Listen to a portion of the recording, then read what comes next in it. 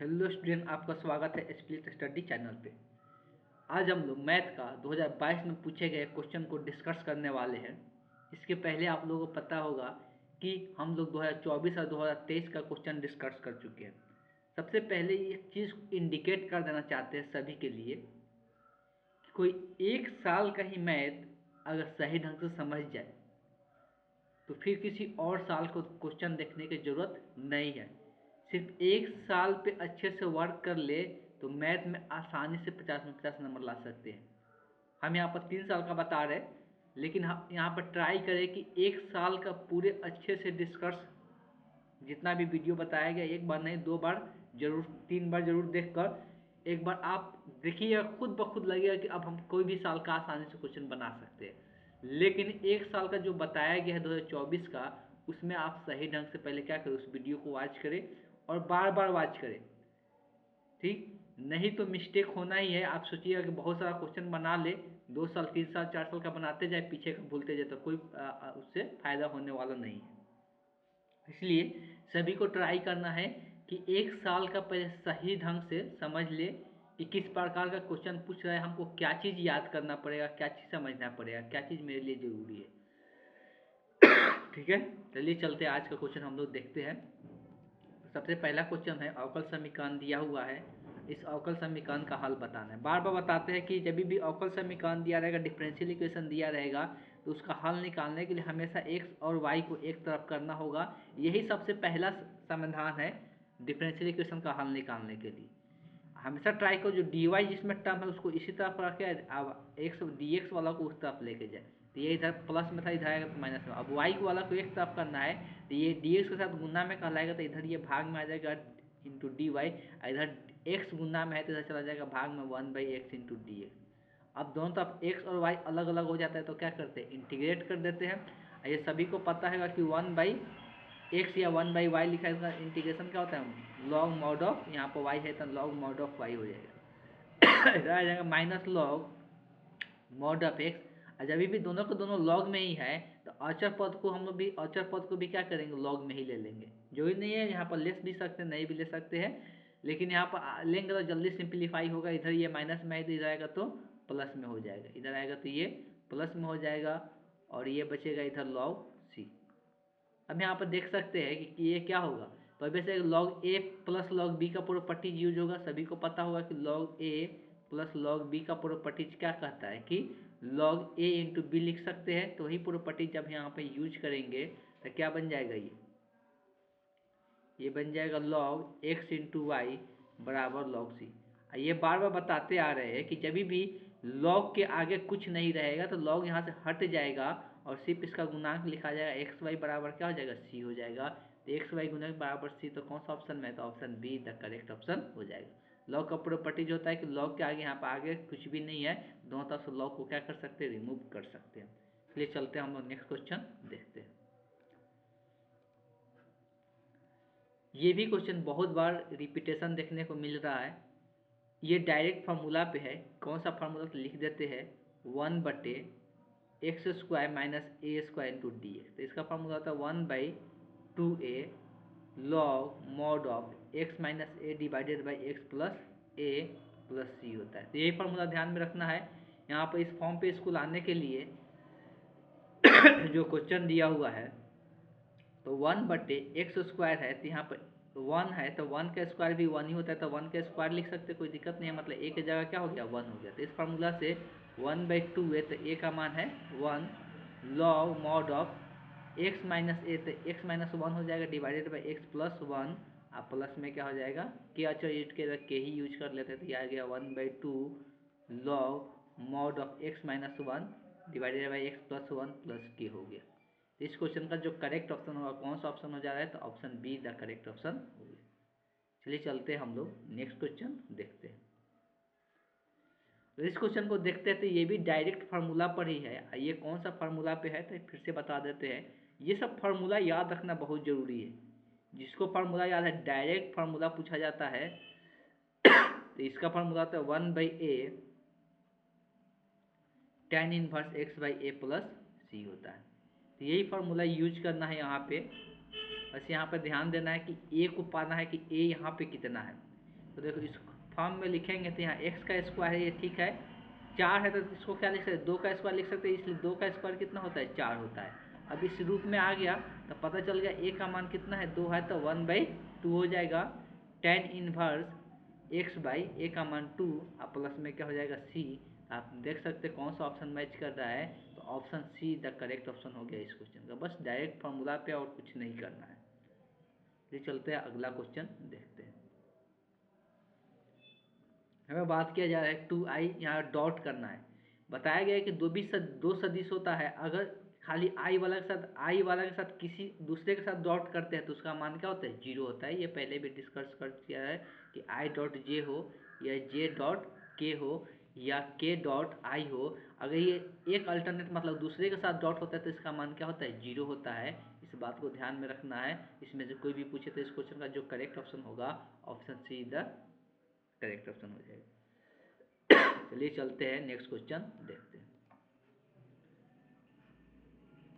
अच्छा, इसमें कोई अंतर ही नहीं है, फिर वही टाइप का क्वेश्चन है, डॉट ही है, जे के साथ के का डॉट करना है। डॉट करेंगे तो 0 होना ही है, तो इस क्वेश्चन का भी आंसर कौन सा हो जाएगा, option D the correct option हो जाएगा। अब यहाँ पे डॉट है, डॉट जब भी दो सदिश का डॉट देगा हमेशा सेम के साथ डॉट होता है, समान बोल सकते यूनिट वेक्टर के साथ। यहाँ पर आई वाला है तो आई के साथ ही होगा, के जे नहीं है तो नहीं होगा, उसका मान 0 होता है। तो आई का घटक यहाँ पर कितना है, आई के घटक के साथ आई का गुना होता है, तो आई का आगे कुछ नहीं लिखा है मतलब 1 है। इसका आगे कितना लिखा है, 3, तो यहाँ पर क्या हो जाएगा, 3 गुने 1 हो जाएगा, तो इसका आंसर कितना आ जाएगा, 3। इसको चलना जो करेक्ट ऑप्शन है option B the correct option हो गया। चलिए चलते हैं नेक्स्ट क्वेश्चन देखते हैं। देखिए यहाँ पर 2 दिया है, आई वाला के साथ आई का गुना होगा, जोड़ा जाता है गुना कर करके। यहाँ पर 2 में यहाँ पर आगे कुछ नहीं लिखा है मतलब 1 है, तो 1 गुने क्या होगा 2, फिर प्लस साइन देना है। जे के यहाँ पर आगे 1 है, यहाँ पर जे के आगे 3 है, तो क्या होगा 1 गुने 3 होगा। यहाँ पर के आगे 1 है तो छोड़ भी सकते हैं, इसलिए इसमें के है नहीं, इसलिए के का मान यहाँ पर 0 क्या हो जाता है, 0 हो जाता है। इस केस में सिर्फ यही दोनों आएगा, 2 + 3 और ये कितना हो जाएगा 5। तो इस क्वेश्चन का जो करेक्ट ऑप्शन होगा option A the correct option हो जाएगा। डॉट के लिए बताया भी गया था कि अगर दो सदिश रहता है, एक a1 है प्लस b1j प्लस c1k है, इसके साथ डॉट कर रहे हैं एक दूसरा सदिश का a2i plus b2j plus c2k के साथ। तो डॉट हमेशा i वाला के साथ i का गुना होता है, j वाला के साथ j का गुना होता है और k वाला के साथ k का गुना होता है। जो नहीं दिया रहता है उसको 0 लिया जाता है, वो 0 ही होता है। इसके साथ इसका गुना होता है a1 a2 plus b1 b2 plus c1 c2 बराबर क्या हो जाता है, तो यही इस डॉट प्रोडक्ट का मान हो जाता है। इस बात को ध्यान में रखना। चलिए चलते हैं नेक्स्ट क्वेश्चन देखते हैं। हमेशा परिमाण निकालने के लिए यही देता है, परिमाण निकालने का बार बार तरीका बता ही दिए है, ये मॉड है, परिमाण निकालने के लिए बोल रहा है। परिमाण निकालने का तरीका क्या होता है, जो घटक होता है, यहाँ पर आई का घटक कितना है 2, तो 2 का स्क्वायर, जे का घटक कुछ नहीं लिखा है मतलब क्या होता है 1 होता है, तो 1 का स्क्वायर, के के आगे 2 लिखा है तो 2 का स्क्वायर। ये कितना जोतना का 2 के 4 4 4 8 1 9, तो √9 का मान कितना होता है 3 होता है। तो इस क्वेश्चन का जो करेक्ट ऑप्शन होगा option A the correct option हो जाएगा। ये हर एक साल पूछता है, इसमें कोई डाउट नहीं है। तो परिमाण सभी को निकालने कम से कम आना ही चाहिए। अब यहाँ पे थोड़ा सा डिफिकल्ट क्वेश्चन दिया है, ज़्यादा नहीं है, बस दिमाग थोड़ा सा लगाना है। 0 to 1 दे दिया है।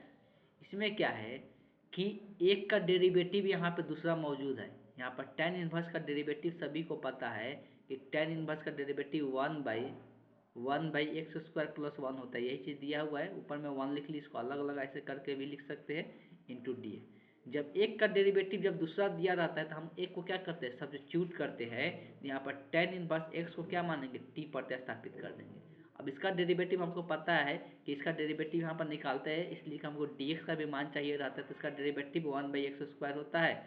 इसको t के सापेक्ष ले रहे थे, यहाँ पर dx/dt लिखना पड़ेगा। t का डेरिवेटिव t के सापेक्ष 1 होता है। अब 1/x² + 1 इंटू dx का मान जो होगा, इधर से dt इधर आ जाएगा, तो यहाँ पर dt आ जाएगा। तो ये कितना हो गया, इसके जगह पर dt हो जाएगा, मतलब ये पूरा के जगह पर dt हो जाएगा और इसके जगह पर क्या t हो जाएगा।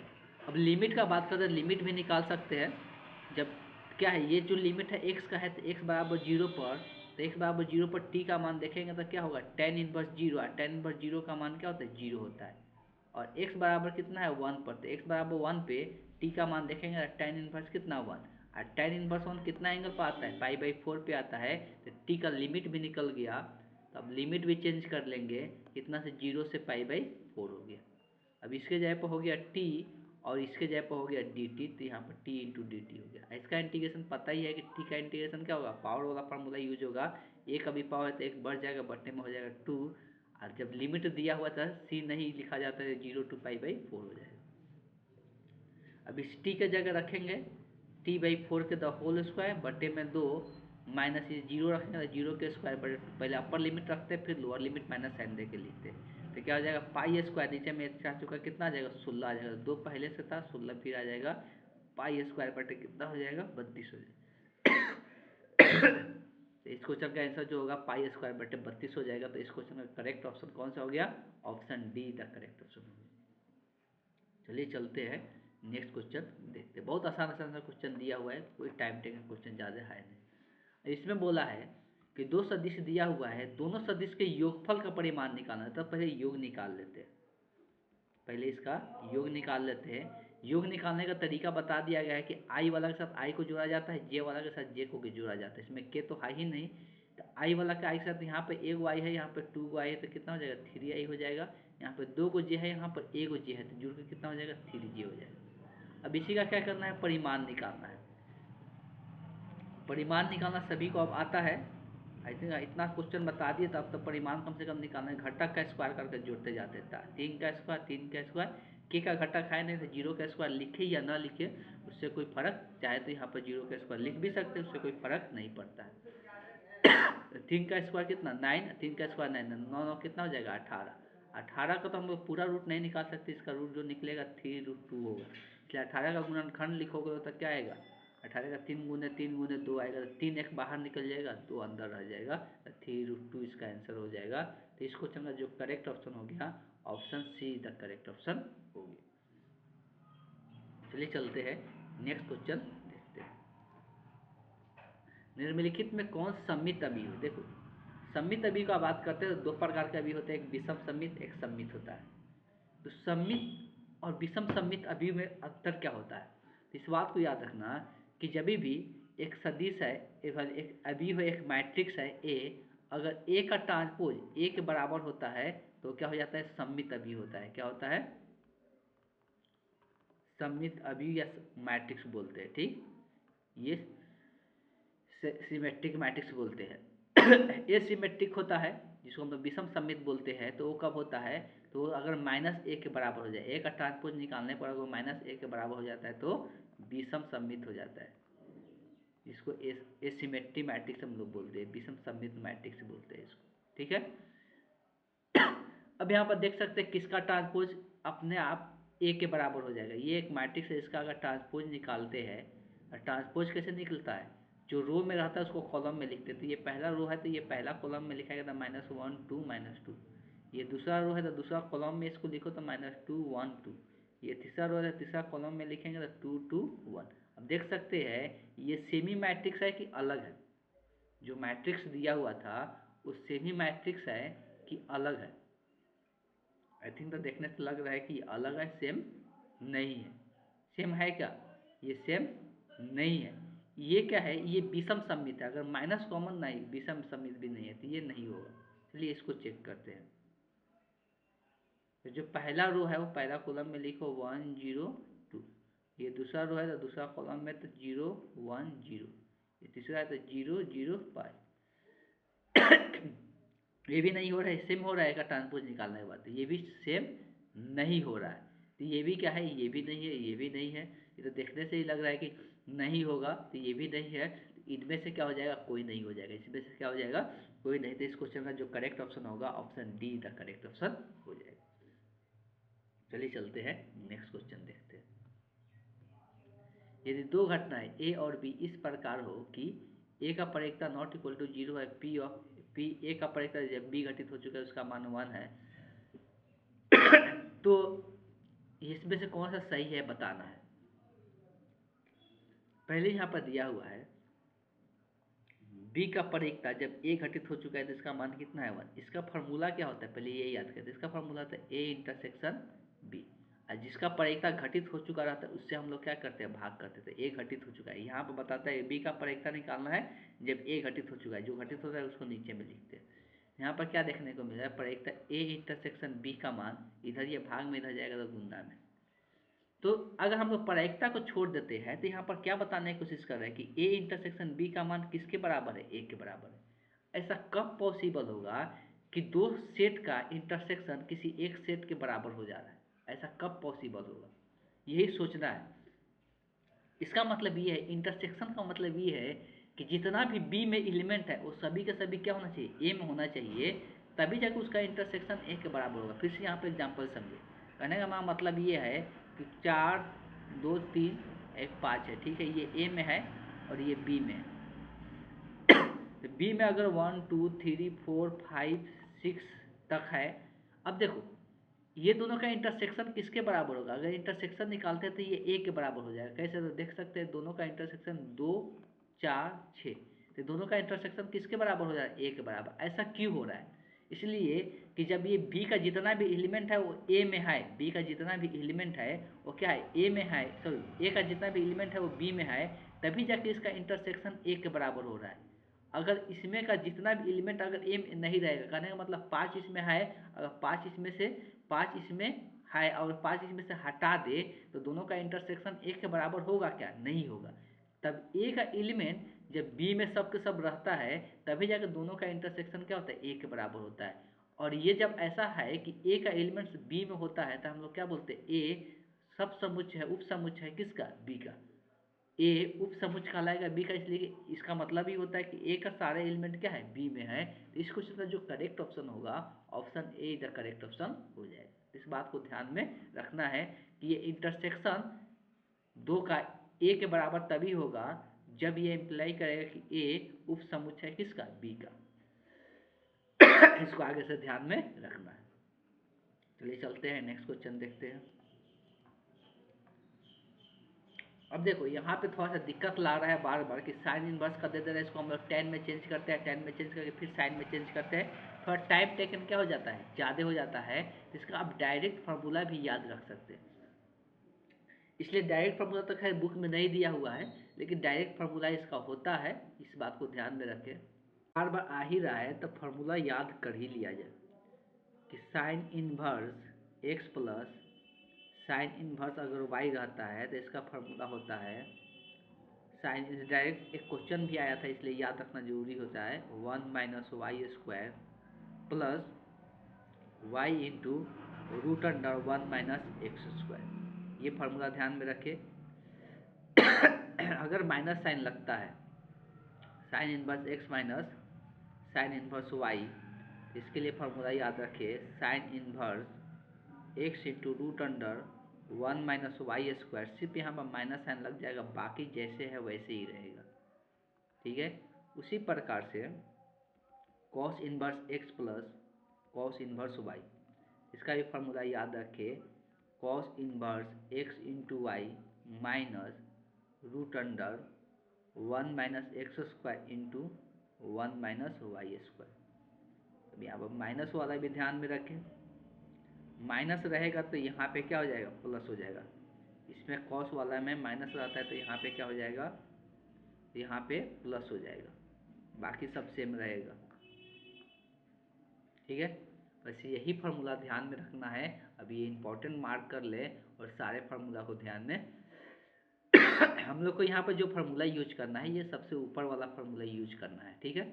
एक्स की जगह यहाँ पर 3/5 है और वाई की जगह 12/13 है। तो यहाँ से डायरेक्ट अब लिख रहे हैं साइन इनवर्स क्या बन जाएगा, एक्स का मान यहाँ पर 3/5 रूट अंडर 1 माइनस 12/13 के स्क्वायर, फिर प्लस y का मान, तो y का मान कितना है 12/13 रूट अंडर 1 माइनस 3/5 के द होल स्क्वायर। इसी को सिंप्लीफाई करना है। अब जितना समय लगे सिंप्लीफाई करने में 3/5, इसको हम थोड़ा डायरेक्ट सिंप्लीफाई करते हैं।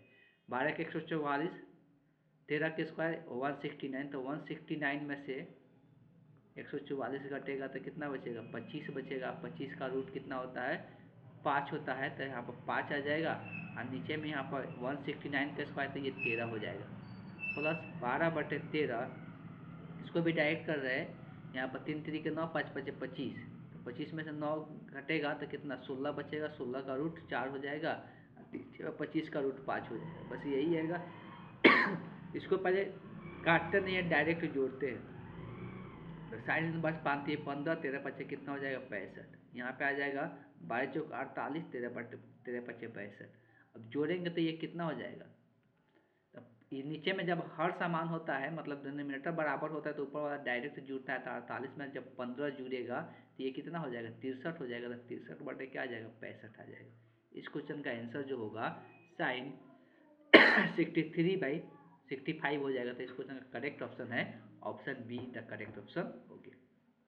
चलिए चलते हैं अगला क्वेश्चन देखते हैं। अब यहाँ पे एक क्वेश्चन दिया हुआ है, इस बात को भी ध्यान में रखें, जब भी किसी भी डिफिनिट इंटीग्रल का अगर लिमिट ऊपर नीचे समान है, अब माइनस साइन का बात नहीं कर रहे, अगर नीचे ऊपर लिमिट समान होता है उसका मान हमेशा क्या होता है, उस इंटीग्रल का मान हमेशा शून्य होता है, समान रहेगा तब, माइनस वाला बात नहीं कर रहे, ठीक। दोनों को दोनों सेम रहेगा तो उस केस में हमेशा उसका इंटीग्रल का मान जो होता है 0 होता है, ठीक। चलिए आज का सेशन हम यहीं पे एंड करेंगे, नेक्स्ट क्लास में आगे का क्वेश्चन हम लोग डिस्कस करेंगे।